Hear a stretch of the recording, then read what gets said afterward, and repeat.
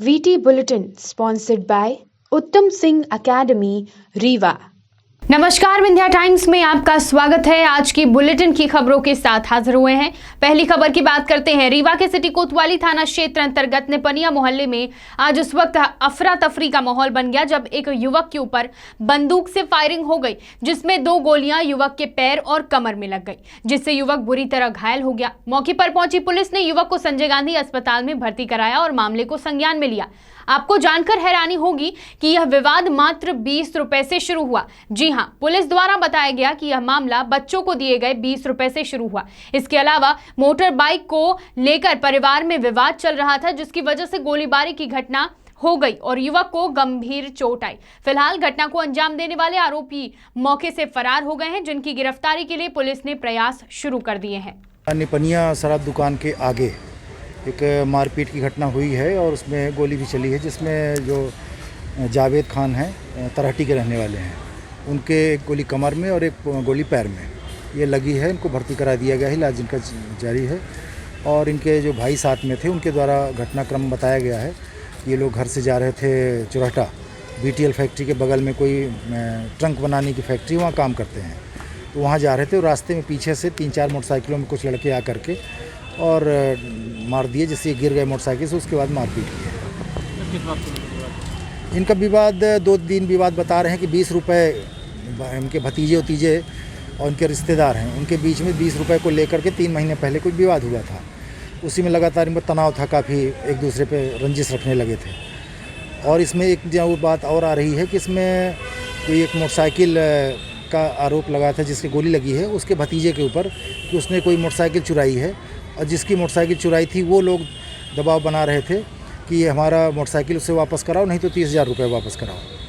ये बात कमर में लगी है और एक पैर में लगी है। बदमाश 3-4 मोटरसाइकिल में बता रहे हैं, कोई एग्जैक्ट संख्या नहीं बता पा रहे हैं क्योंकि वो भड़वाड़ में भाग गया था, लेकिन ये है कि 7-8 आदमियों के से ज़्यादा थे, ऐसा बता रहे हैं।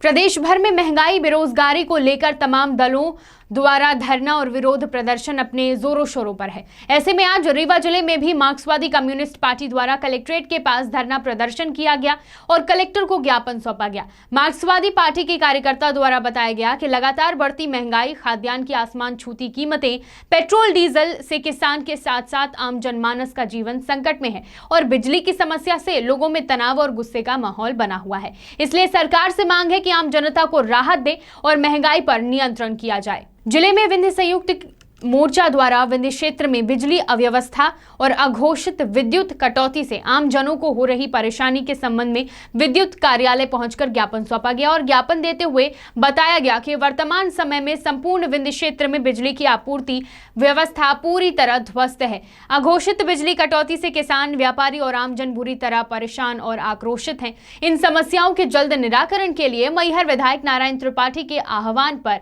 ज्ञापन दिया गया। संयुक्त मोर्चे का कहना है कि क्षेत्र में अघोषित रूप से विद्युत कटौती की जा रही है। मेंटेनेंस के नाम पर भी लंबे समय तक कटौती की जाती है। सरकार की घोषणा के बावजूद किसानों को सिंचाई के लिए 10 घंटे की जगह पर सिर्फ 2 घंटे बिजली दी जा रही है, जिसका बदलाव जरूरी है। रीवा जिले में आज ग्रामीण विकास विभाग के नवगठित संयुक्त मोर्चा के द्वारा जायज मांगों को लेकर 19 जुलाई से 20 जुलाई तक सामूहिक अवकाश का ज्ञापन सौंपा गया और 22 जुलाई से अनिश्चितकालीन कलम कार्यालय बंद हड़ताल पर जाने की समस्त कर्मचारियों ने ज्ञापन सौंपकर चेतावनी दी है। इस ज्ञापन पत्र के माध्यम से सभी कर्मचारियों द्वारा यह बताने का प्रयास किया गया है कि अगर उनकी मांगों को संज्ञान में लेकर पूरा नहीं किया गया तो वे इस प्रदर्शन को बड़े स्तर पर दिखाने का प्रयास करेंगे। सीधी शहर के संजय गांधी स्वशासी कॉलेज में छात्र छात्राओं को भारी भीड़ देखी गई। आपको बता दें कि आजकल कॉलेज में परीक्षाओं की कॉपी जमा करने का दौर चल रहा है, इसलिए सभी विद्यार्थी अपनी परीक्षा की कॉपियों के साथ कॉलेज पहुंच रहे हैं। ज्ञात हो कि कोरोना काल के बाद से ही सरकार द्वारा ऑफलाइन परीक्षाएं संचालित कराई जा रही हैं। बढ़ते हैं बुलेटिन की आखिरी खबर की ओर। मऊगंज के पूर्व विधायक एवं विंध्य के जनअस्मिता यात्रा के संयोजक लक्ष्मण तिवारी पूरे विंध्य क्षेत्र में जनअस्मिता यात्रा का आयोजन कर विंध्य को अलग राज्य बनाने के लिए अलख जगा रहे हैं, जिसके 8वें चरण में आज सिंगरौली वह पहुंचे। इस दौरान उन्होंने प्रेस वार्ता कर कहा कि मुझे मेरा विंध्य प्रदेश वापस कर दो। विंध्य प्रदेश पहले भी अस्तित्व में था और रीवा राजधानी हुआ करती थी, लेकिन चंद नेताओं के लालच और व्यक्तिगत लाभ की वजह से विंध्य प्रदेश अस्तित्व में नहीं है। आज विंध्य प्रदेश मूलभूत सुविधा, सड़क, पानी, बिजली, स्वास्थ्य, शिक्षा जैसी अनिवार्य व्यवस्थाओं से महरूम है। विंध्य प्रदेश का राजस्व इंदौर, भोपाल, जबलपुर, ग्वालियर में खर्चा किया जा रहा है। यदि यही पैसा विंध्य के विकास में हो तो हमें वह भी सभी सुविधा उपलब्ध हो जाएंगी जो नागपुर, कोटा या फिर बनारस में है। विंध्य का सिंगरौली जिला ऊर्जाधानी के नाम से जाना जाता है, लेकिन यहाँ के बिजली से मुंबई, दिल्ली का मेट्रो चल रहा है। यहाँ का किसान बिजली की समस्या से जूझ रहा है और दिल्ली से ज्यादा कीमत पर बिजली खरीद रहा है, जबकि बिजली यहीं बन रही है। पूर्व विधायक ने कहा कि पावर कंपनियों ने किसानों से औने पौने दामों पर जमीन लेकर यहां के लोगों को गुमराह किया है। इनसे अच्छी कमलनाथ सरकार थी जो 100 रुपए में लोगों को बिजली दे रही थी। नेशनल हाईवे के सवाल को लेकर लक्ष्मण तिवारी ने कहा कि पूरे विंध्य में सड़क की हालत खस्ता है और हाल ही में सीधी सिंगरौली रोड को मेंटेनेंस के लिए करीब 16 करोड़ रुपए दिए गए थे, फिर भी पूरी रोड गड्ढे में तब्दील हो चुकी है। सिंगरौली से पुष्पलेश द्विवेदी की रिपोर्ट।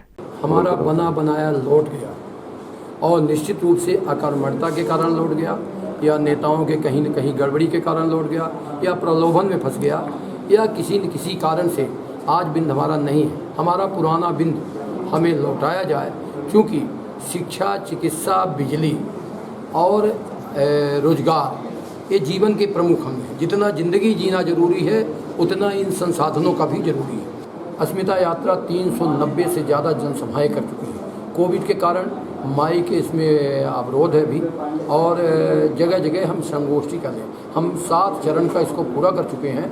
सन 19 से चल रही 8वां चरण है। 20 चरण तक हमारा कटिबद्ध आंदोलन चलेगा, और मैं समझता हूँ कि 12 चरण जब पूरा हो जाएगा तो ये हमारा आंदोलन जन अस्मिता का हमारा परिपक्व हो जाएगा। यहाँ के नेताओं के अकर्मठ और इसके बाद जो जनता जनार्दन किसी दल के पीछे जब पिछलग्गू होती है तो उसके परिणाम घातक होते हैं। हमारे बिंद के बिजली से दिल्ली की मेट्रो ट्रेन तक चल रही है। मुझे शर्म आती है कहते हुए यहाँ के नेताओं को, जो दल के दायरे में बंध कर किसी का बोझा ढो रहे हैं, झोला ढो रहे हैं। उनको चाहिए कि इस आवाज़ को उठाएं। जब जन आवाज़ नहीं उठा पा रहे हैं, जन कल्याण की बात नहीं कर पा रहे हैं, तो उनको अगली बार जनता उनके फिर अपने घर पर बैठाए। ये मेरा अनुरोध है पूरे बिंद के लोगों से। मेरा ये कहना कि 17 करोड़ कुछ लाख को मेंटेनेंस के लिए रोड एक नेता को यहाँ मिला था। मैं बेबाक आदमी हूँ, मुझे कोई डर नहीं लगता इस बात के लिए साफ साफ बोलने में। और वो मेंटेनेंस के नाम पर आधा पैसा पेटी कॉन्ट्रैक्टर की तरफ चला गया, और उसमें 2-4 करोड़ रुपए अधिकारियों के जेब में चला गया। ले दे के जो बचा उसको खा गए। गुणवत्ता विहीन काम हुआ है, और मैं तो कहता हूँ इसकी जांच होनी चाहिए उच्च स्तरीय, और जिन लोगों ने इसमें गड़बड़ी की उनके खिलाफ सजा का FIR का प्रावधान होना चाहिए। नियम के तहत जहाँ भी कोई लगाएगा स्थानीय उद्योग फैक्ट्री, वहाँ के आसपास कॉलोनी बनाएगा, वहाँ के लिए बिजली देगा, वहाँ के लिए एजुकेशन देगा, उनके बच्चों की भलाई, जन कल्याण के लिए कार्यक्रम करेगा।